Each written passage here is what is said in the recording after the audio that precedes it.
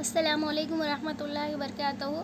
यहाँ पर एक सवाल है, देखिए, एक दायरा और एक मुसल्लिस के ज़्यादा से ज़्यादा नुक्ते तख़ाते की तादाद m है और दो मुसल्लिसात के ज़्यादा से ज़्यादा नुक्ते तख़ाते की तादाद n है। तब क्या करना है? m प्लस n की कदर मालूम करना है।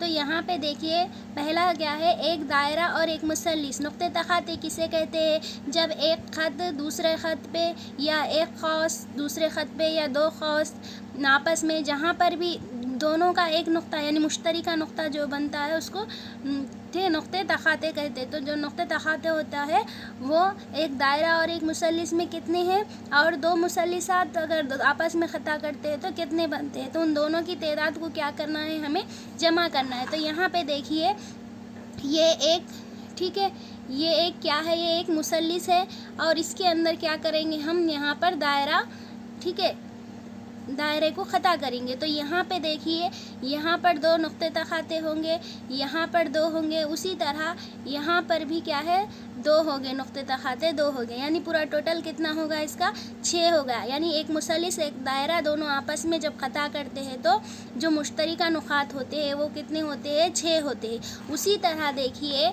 एक मुसल्लिस है, ठीक है, एक मुसल्लिस जब आप और दूसरे मुसल्लिस से आपस में ख़ता करते हैं तब कितने बनते हैं, 1 2 3 4 5 और 6।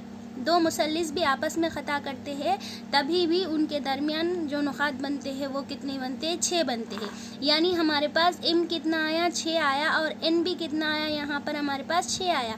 तो हमें दोनों का क्या करना है, दोनों का टोटल मालूम करना है। तो यहाँ पे क्या होगा, दोनों का टोटल 6 जमा 6 कितने हो गए, 12। तो ये हमारा आंसर है, ठीक है।